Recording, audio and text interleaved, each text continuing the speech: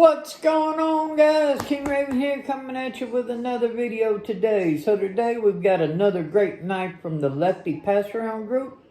We're going to do a full comparison views. I've opened this knife, handled this knife, got my thoughts about it. So we're going to check out this knife. I want to give a big thanks to the Lefty PassAround Group for letting me check it out. Y'all, please give me a like, leave a comment, and hit that subscribe button. Follow me on Instagram at Shield Arms. I greatly do appreciate it, and it helps my channel. So let's flip this camera around and get into today's knife video. So today we have a knife from Ochs Worx. This is my first Ochs Worx knife. Again, big thank you to Lefty PassAround Group for letting me check out this knife. We're going to open it up. I've spent about a week with this knife. I'll give you my opinions, comparisons, just like we do with the knife. So let's check out this Ochs Worx knife.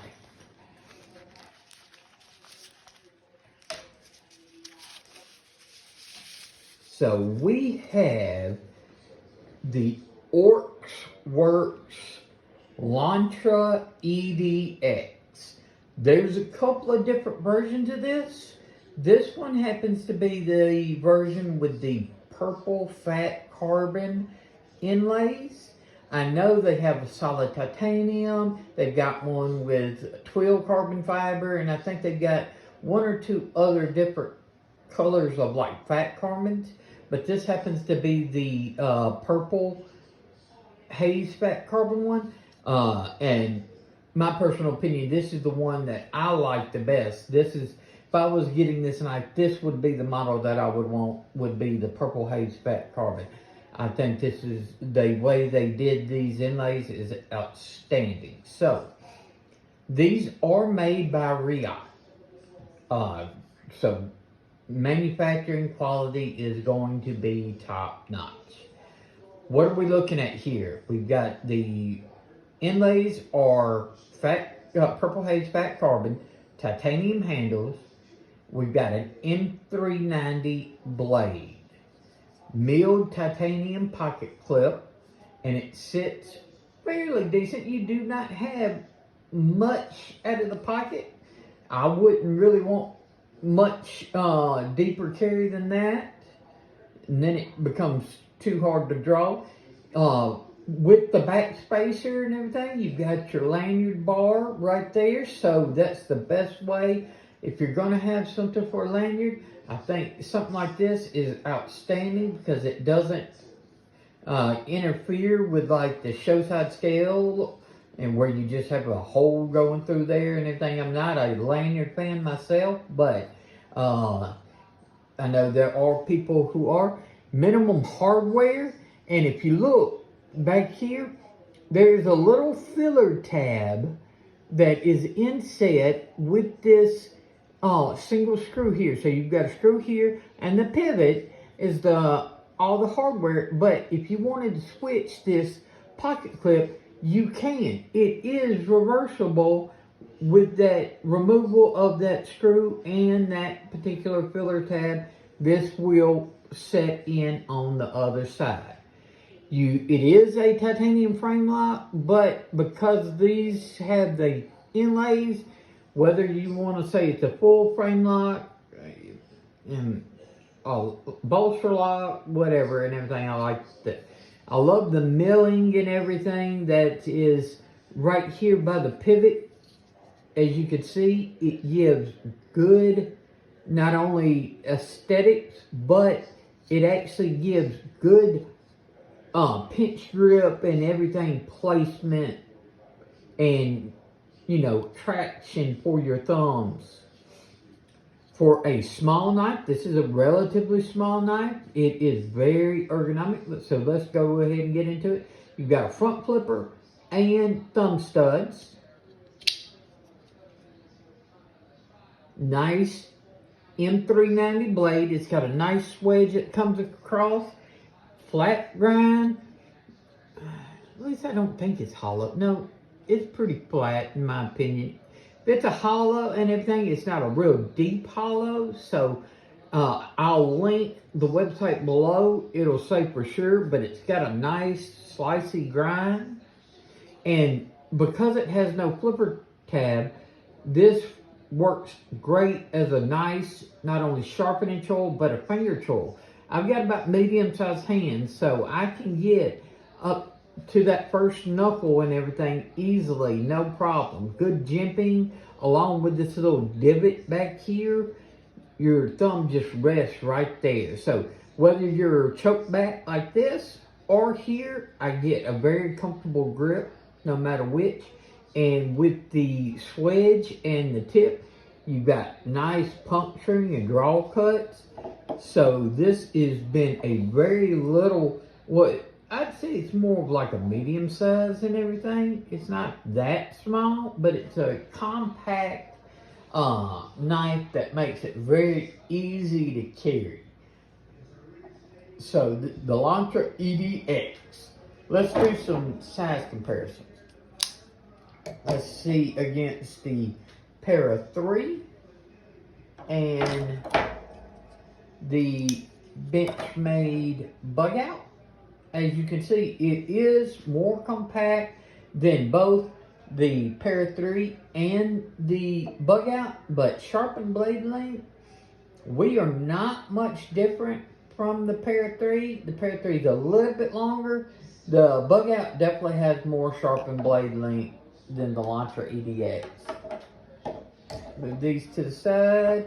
Let's take a look, maybe something like the Demco 80 20.5 and the Tempest Knives Microburst. The Lontra EDX and the Microburst, I think that's a really good comparison and everything, because they both have the tools that you can choke up, and sharpened blade length, you are looking very similar to the Microburst. So if you like the size of the Microburst, you are probably going to like the Lontra. And one more, let's say the Monterey Bay Knives Mini Old Guard. This one is the G10 version. So this is the Monterey Bay Knives Mini Old Guard G10 version, and the Tempest Knives Microburst, both right there. This size knife is what you're looking at with the Ochs Worx Lontra EDX. Alright, so ergonomics in hand, fantastic. Uses and everything, it's been great. It's very slicey. Y'all know I'm a double amputee, so my EDC and using knife, I'm not hard using, batoning, whatever. That's not what this knife's made for. This knife is made for your regular EDC. So opening boxes, packages, mails, cutting plastic, strings, anything around the house that you would need a cutting utensil for, this knife excels. And because of its compact size, it is very, very easy to carry. And I love the overall aesthetic and design of it. So it has uniqueness as well as functionality between the mills on the sort of like full burster looking sections to the inlays.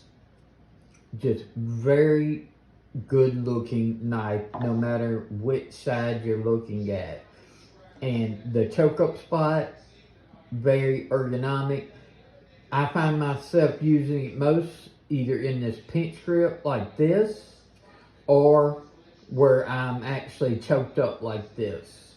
So those were how I used it the most, and it was very easy. And you know, being Reate made, that the quality of this knife is outstanding. So if you combine Ochs Worx design language with Reate's manufacturing quality, you get a very good knife. This is a smaller knife, but an exceptionally premium knife. Let's flip this camera around and wrap up today's video of the Ochs Worx Lontra EDX. So guys, what do you think about the Ochs Worx Lontra EDX? Great build quality, great materials for a premium knife.